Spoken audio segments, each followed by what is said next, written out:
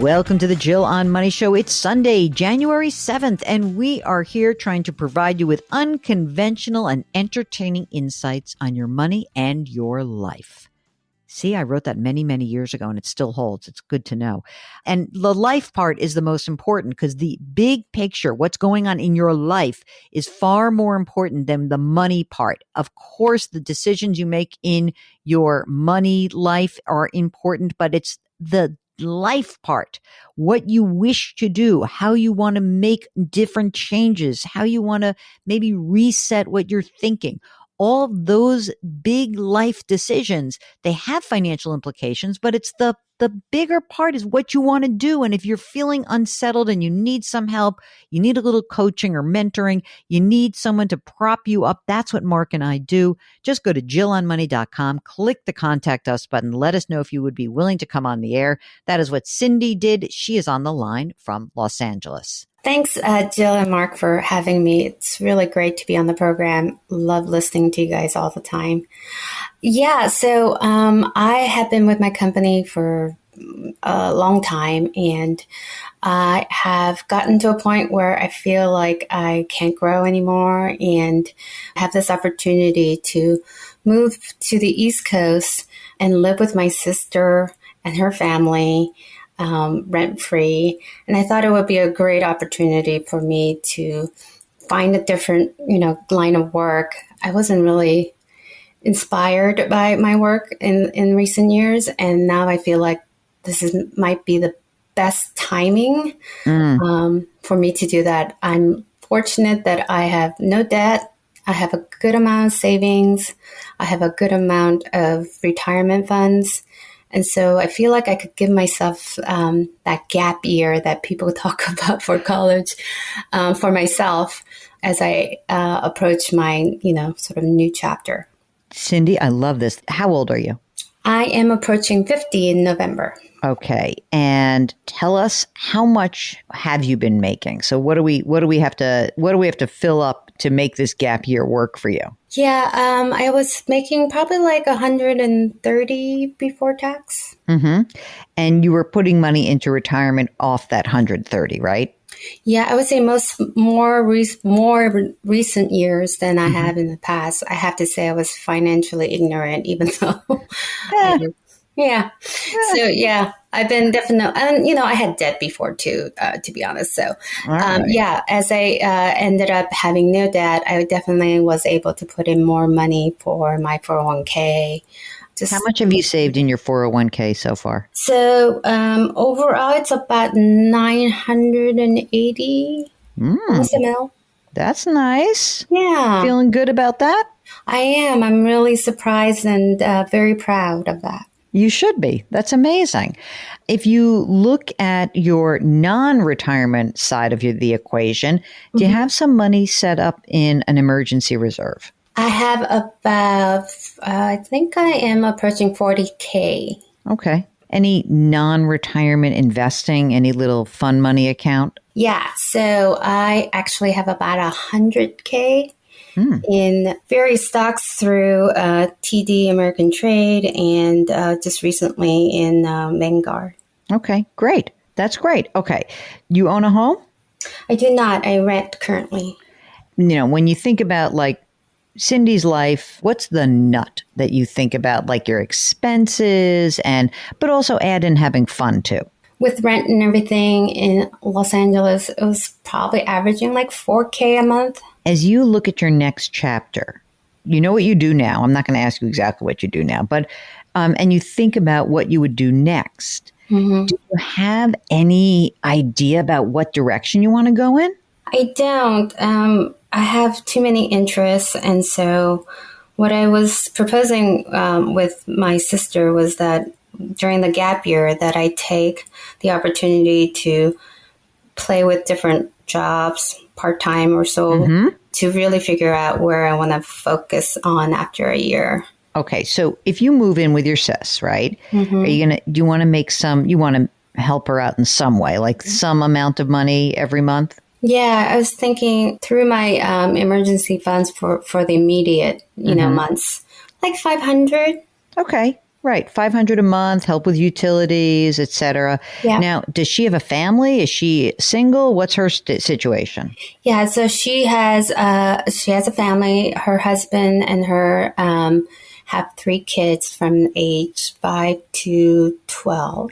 So you could be like Auntie Mame. You could be like the Yes, cool aunt who comes in and helps them with everything, totally. right? Yeah, I propose to help them, do the drop off and pick up, That's when I'm great. totally available. Yeah, And I'm she really, loves you, and she made the offer. You didn't ask her. She made the offer, right? yes, Okay. I like this plan. All right. So first and foremost, you've done what is really important, which is you sort of taken a breather and you hmm said, I'm not really happy where I am. You're not saying I want to go travel for a year and spend a lot of money. You're really not going to spend a ton of money. What you're saying is I need a year to reflect and try different things and see how it goes. And I will do that for 1 year. And my sister's going to help me out. And essentially, you've got the money set aside that you could do that. I mean, even if you give, let's just say that your expenses, 500 a month to your sister and another 500 a month for you to spend money doing stuff. I mean, it's $1,000 a month. Come on. I mean, like you can afford that. You can fund that out of your emergency reserve, as you said.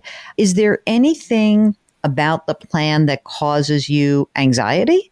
health insurance because part time doesn't usually offer health insurance, so that's my only concern. I know that I have Cobra as an option, and So I if can't you afford it. So so you have Cobra, which would add like I'm sure that the cost of your Cobra is, probably steeper than a lot of other alternatives, but it will give you that 1 year. yeah, So let's just say that instead of 500 a month, you really, have you looked up what the Cobra cost would be to you? no, I haven't. I'm going to guess because you're single, Yeah, that it's probably another $500 a month for Cobra. right. So if we even said that you've got expenses, now again, I'm putting this on the high side, right? We want to kind of say like, okay, let's look it up. So if we look at $1,500 a month is what you really think you need for the next 12 months, that means of your 40 grand that's in the emergency reserve, you're going to spend about half of it, right? Oh, 18 of the 40. yeah, right. I think that's fine. If hmm you really don't want to have deplete the emergency fund and that freaks you out a little bit, then what I would do is I'd look at that brokerage account and I might peel off some of the money that's in there and throw it into the emergency reserve fund, just so you know you have it. Again, that's about you and your comfort level. hmm But you do have that money and I would use it. And I Yeah, would definitely do the Cobra because I do think I shouldn't say definitely. Like I think that that's a good option, at least quickly, so that nothing really changes. You're moving to a new state, right? correct. You're going to have to reestablish all of the doctors and your Yeah. providers anyway. So, you might find that, your plan is not a great plan for the state where you're going to be living, but at the very least, it's there and you have it. And I like that as a plan, right? Got it. The money in the brokerage account, just because the market's been doing so well, is I presume that you have a lot of gains. Is that correct? Yeah, a lot of Okay. things. A lot of gains. Okay. Well, I mean, there's something else to consider, and that is you don't have to sell everything right this second, but when do you think this is going to start? Are you going to do this by the end of this calendar year, you think? Yeah, that's the Okay. plan. So what I would do is I would hold off on selling anything in the brokerage account. And the reason I would hold off is that next year you're going to be in a much lower tax bracket. Right. And in fact, you might find, you're not really going to have income next year. So you could find yourself at a 0% long-term capital gains rate. Why not harvest those gains when you're not paying any tax on them? Right, right. It's a good deal. I love that.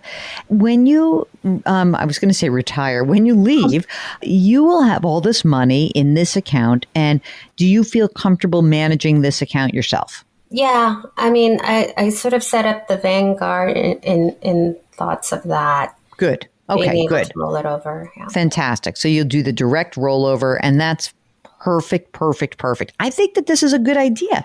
I like the idea of a gap year. I also feel like you're putting a beginning, middle, and end to it. And that to me is an important aspect of your game plan, because I do know that there is, of course, when you're younger, the problem with a gap year is it can turn into gap years but we don't want that to happen for you. And I don't think you want that for yourself. So I think this is a great game plan. I really do. I love the idea that you're saying, I need to do something different, and that you're willing to try different things. And I think you're in great shape. Is there anything that we missed in questions that you have at this point? Well, my question is, with the rollover, do I do just a standard Roth IRA? Well, the money from the retirement plan is pre-tax, isn't it? I have both. Okay. So the first thing is just do 2 direct rollovers, one to a Roth and one to a traditional. Okay. Right. Let's start with that. Okay. And then you could convert slowly but surely some of that traditional money into the Roth. But remember, next year you have some pressures, right? I'd love for you to do it next year, but I don't want you to soak up all the money that you've actually created that is liquid. I mean, it could be that you take a job where you don't make as much money, right, and it starts making sense to convert some of it. Well, let's see. Because look, you might end up that, I love my new job. I'm making $75,000 a year. And then maybe you can start to convert some of the money. But let's see. In the transfer process, be careful about this one. It is important, and it will make your life so much easier if you make sure to transfer the Roth money to a Roth IRA and the pre-tax 401k contributions to a traditional. Really important for you. If you would like to join us live, either on video, audio, or you just want to send us an email, go to JillOnMoney.com, click the Contact Us button, complete all that information. We'll do the rest. When I say we, I mean Mark, because he is really the best executive producer in the world. Don't forget, if you're on the website, you can subscribe to our service. It's called Jill on Money Live. That's where you have access to quarterly live webinars and a lot of extra bonus video content that lives behind a paywall. $35, still a good deal. You can subscribe to Jill on Money on the Odyssey app or wherever you find your favorite podcast. Please, if you wouldn't mind, leave us a rating and review wherever you listen. Do something nice for someone else today. Change your work, change your wealth, change your life. Thank you for listening. We'll talk to you tomorrow.